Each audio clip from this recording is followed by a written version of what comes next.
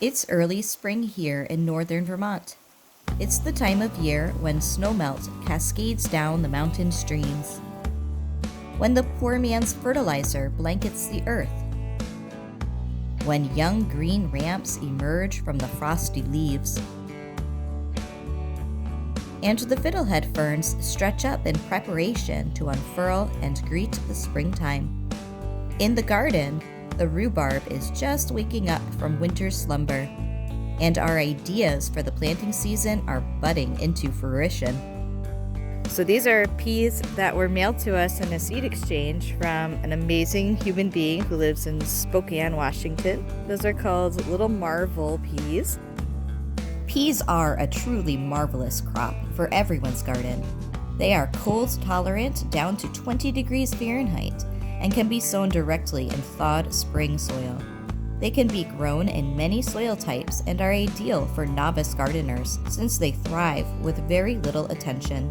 They grow like weeds and produce pods at only 60 days after planting, which means that in areas with short growing seasons, like here in Zone 4A, we can expect to have 2 entire cycles of pea plants.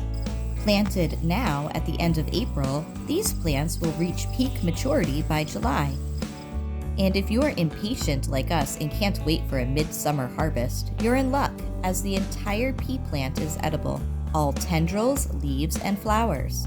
Pea plants can thrive when grown indoors in only natural light in a modestly sized 2-liter recycled container.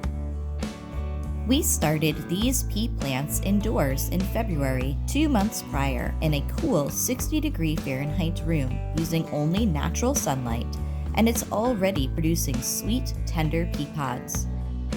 And it's edible, we can eat it. To learn lots of ways to prepare, preserve, and enjoy this marvelous food, watch our video, Edible Midsummer Flowers Elevate Your Seasonal Favorites. It looks like you're liking it. What does it taste like?